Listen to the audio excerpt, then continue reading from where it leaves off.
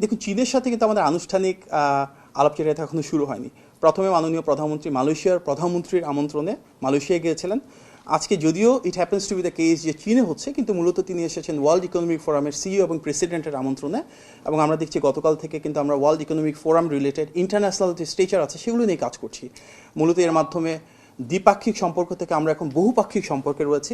বিশ্বের বিভিন্ন দেশের যারা রাষ্ট্রপ্রধান রয়েছেন, প্রতিনিধি রয়েছেন, ওনাদের সাথে আলোচনা করছি। যেমন আজকেও কিন্তু এই মুহূর্তে একটা রাষ্ট্রীয় ভোট চলছে যেখানে 60টি দেশের প্রধানমন্ত্রী রয়েছেন। চীনের মাননীয় প্রধানমন্ত্রী সেটাকে ইনভাইট করেছেন। আগামীকাল যখন আমরা বেইজিংয়ে যাব চীনের মাননীয় প্রধানমন্ত্রীর আমন্ত্রণে, আগামীকালকে থেকে মূলত চীনের সাথে আমাদের দ্বিপাক্ষিক যে কার্যক্রম সেগুলো শুরু হবে এবং তারপর অবশ্যই আমরা নিয়মিত ভিত্তিতে আপনাদেরকে অবহিত করব। ধন্যবাদ।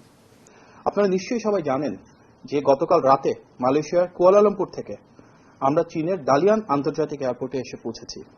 মালয়েশিয়া থেকে চীনের দালিয়ানে মাননীয় প্রধানমন্ত্রী ও তার সহধর্মিণী ডাক্তার জোবাইদা রহমানের সাথে আমরা 21 সদস্যের সংক্ষিপ্ত একটি প্রতিনিধি দল এসেছি, যেখানে মন্ত্রী, প্রতিমন্ত্রী ও উপদেষ্টা পদমর্যাদার 8 জন রয়েছেন। এই সংক্ষিপ্ত কলেবরকে ধারণ করেই মাননীয় প্রধানমন্ত্রী বহুপাক্ষিক বিষয়ে বাংলাদেশের স্বার্থ সংশ্লিষ্ট বিষয়গুলি নিয়ে আলোচনা করে চলেছেন। গণপ্রজাতন্ত্রী চীন সরকারের একটি উচ্চ প্রতিনিধি দল মাননীয় প্রধানমন্ত্রীকে গতকাল লাল গালিচা সংবর্ধনা দিয়ে বরণ করেন এবং মোটর শোভাযাত্রার মাধ্যমে সর্বোচ্চ গুরুত্ব প্রদান করে হোটেলে নিয়ে আসেন। আমরা দেখেছি পুরো রাস্তা জুড়েই ছিল রাষ্ট্রীয় প্রটোকল এবং পুলিশের প্রহরা। এই সম্মাননার জন্য আমরা চীন সরকারকে ধন্যবাদ জানাই। আমাদের উঠে দাঁড়াতে হবে। স্পিড, সকল অন্যায়ের বিরুদ্ধে রুখে দাঁড়ানোর এনার্জি পার্টনার। প্রিয় সাংবাদিকবৃন্দ, আপনারা নিশ্চয়ই জানেন অত্যন্ত সফল মালয়েশিয়া সফরে মাননীয় প্রধানমন্ত্রী মাত্র কয়েকটি কর্মঘণ্টা পেলেও তার মাঝেই মালয়েশিয়ার মাননীয় প্রধানমন্ত্রী ও মহামান্য রাজা সহ গুরুত্বপূর্ণ নেতৃবৃন্দদের সাথে বাংলাদেশের স্বার্থ সংশ্লিষ্ট প্রায় প্রতিটি গুরুত্বপূর্ণ বিষয়ে ফলপ্রসূ আলোচনা করেছেন। সেই ধারাবাহিকতায় চীনে এসে তিনি দ্বিপাক্ষিক সম্পর্ক থেকে বর্তমানে বহুপাক্ষিক বিষয় নিয়ে উপস্থিত বৈশ্বিক নেতৃবৃন্দের সাথে আলোচনা শুরু করেছেন। ওয়ার্ল্ড ইকোনমিক ফোরাম আয়োজিত সামার ডাভোস 2026 বর্তমানে চীনের দালিয়ানে এই শহরে অনুষ্ঠিত হচ্ছে।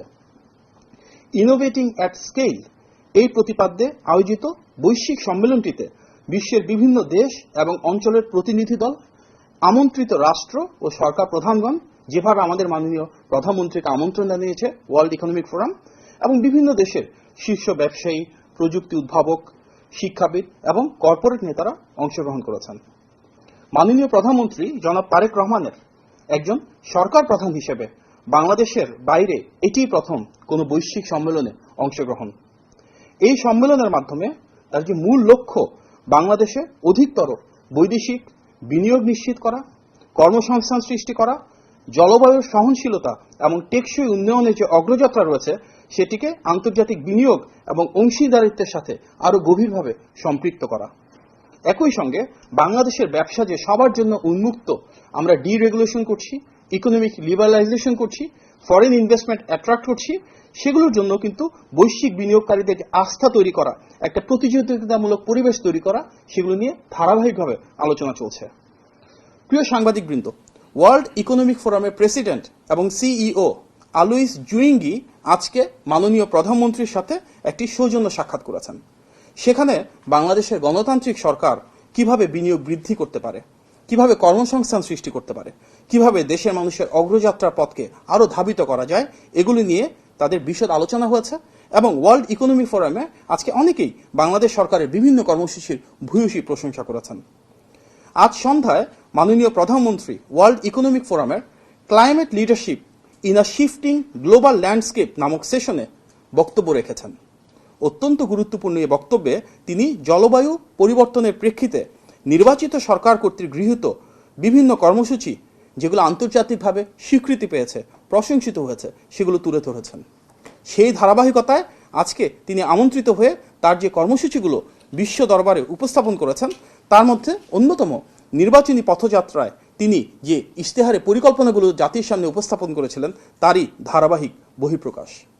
আগামী 5 বছরে 20,000 কিলোমিটার নদী ও খাল খনন এবং পুনঃখনন, পদ্মা ও তিস্তা অববাহিকার পানি ব্যবস্থাপনা উন্নয়ন, 5 বছরে 25 কোটি বৃক্ষরোপণ, সবুজ শিল্পের বিকাশ, পাট শিল্প ও পরিবেশ বান্ধব ইলেকট্রিক ভেহিকেল চালু এবং নবায়নযোগ্য জ্বালানির শতকরা 20% উন্নতি করার যে লক্ষ্যমাত্রা সেটি তিনি বিশ্ব দরবারে বাংলাদেশের পক্ষ থেকে উপস্থাপন করেছেন।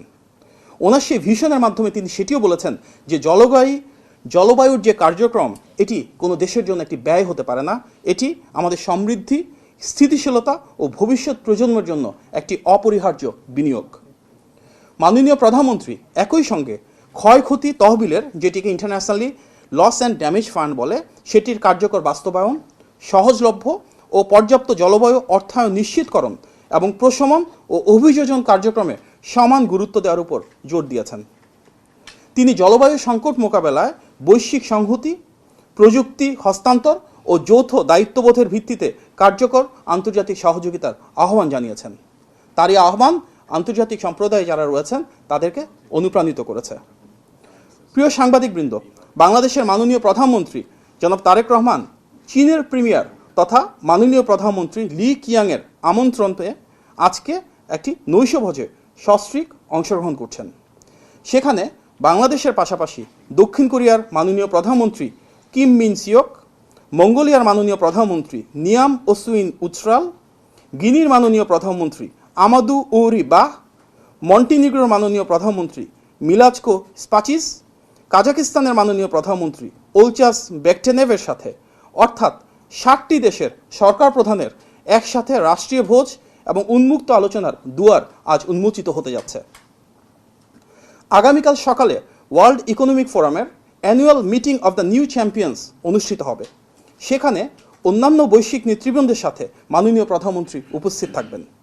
ওয়ার্ল্ড ইকোনমিক ফোরামের বিভিন্ন দেশ থেকে আগত আন্তর্জাতিক ব্যক্তিত্বরা মাননীয় প্রধানমন্ত্রীর সাথে বিভিন্ন বিষয়ভিত্তিক পলিসি নিয়ে আলাপ আলোচনা করবেন। আগামীকাল দুপুরবেলা দালিয়ান থেকে বেইজিংয়ের একটি হাই স্পিড ট্রেনের মাধ্যমে দ্বিপাক্ষিক বৈঠকে চীনের মাননীয় প্রধানমন্ত্রী লি কিয়াংয়ের আমন্ত্রণে মাননীয় প্রধানমন্ত্রী ও তার সফর সঙ্গীরা স্থানীয় সময় দুপুর 2টায় বেইজিংয়ের উদ্দেশ্যে যাত্রা শুরু করবেন। জনগণের ভোটে নির্বাচিত সরকারের প্রধান হিসেবে মাননীয় প্রধানমন্ত্রী দেশে যেমন জনগণের অবাধ আস্থা এবং ভালোবাসায় সিক্ত হয়েছেন, ঠিক তেমনি আন্তর্জাতিক অঙ্গনেও একটি মর্যাদা সম্পন্ন রাষ্ট্রের সরকার প্রধান হিসেবে তিনি সর্বোচ্চ রাষ্ট্রীয় সম্মাননা ও আনুষ্ঠানিকতার মাধ্যমে সর্বত্র গৃহীত হচ্ছেন। মাননীয় প্রধানমন্ত্রীর কর্মযজ্ঞের ফলে দীর্ঘদিন পর বিশ্ব দরবারে বাংলাদেশকে প্রতিনিধিত্ব করছেন এমন একজন স্টেটসম্যান যিনি সমতা, ন্যায্যতা ও ভারসাম্যপূর্ণ পররাষ্ট্রনীতির মাধ্যমে বিশ্বের প্রতিটি দেশের সঙ্গে বাংলাদেশের স্বার্থ, সার্বভৌমত্ব এবং জনগণের আকাঙ্ক্ষাকে কার্যকরভাবে ধারণ করছেন, যিনি নিশ্চিত করছেন বিশ্বের মানচিত্রে বাংলাদেশের আত্মমর্যাদা, সম্মান ও সুদৃঢ় অবস্থান। দালিয়ানে ওয়ার্ল্ড ইকোনমিক ফোরামের সামার দাভোসে মাননীয় প্রধানমন্ত্রীর অংশগ্রহণ সেই ধারাবাহিকতায় বাংলাদেশের জন্য বিনিয়োগ সৃষ্টি, কর্মসংস্থানের সুযোগ সম্প্রসারণের এমন একটি সুযোগ এবং তার পাশাপাশি বিশ্বের বিভিন্ন দেশে যে বেস্ট প্র্যাকটিসগুলো রয়েছে আলাপ আলোচনার মাধ্যমে সেগুলোকে কিভাবে বাংলাদেশে ইমপ্লিমেন্ট করা যায় সেটি আলোচনার একটি ক্ষেত্র। আপনাদেরকে আবারও ধন্যবাদ জানাচ্ছি এবং নিশ্চিত করছি যেভাবে আমরা গত কয়েকদিন ধরে আপনাদেরকে আপডেট দিচ্ছি, সামনের দিনগুলোতেও আমরা কালকে বেইজিংয়ে যাওয়ার পর চীনের মাননীয় প্রধানমন্ত্রী এবং মহামান্য রাষ্ট্রপতির সাথে মাননীয় প্রধানমন্ত্রীর বৈঠক হবে, সেগুলো নিয়ে আমরা আপনাদেরকে নিয়মিত অবহিত করব। আপনার সবাইকে আন্তরিকভাবে ধন্যবাদ। আসসালামু আলাইকুম।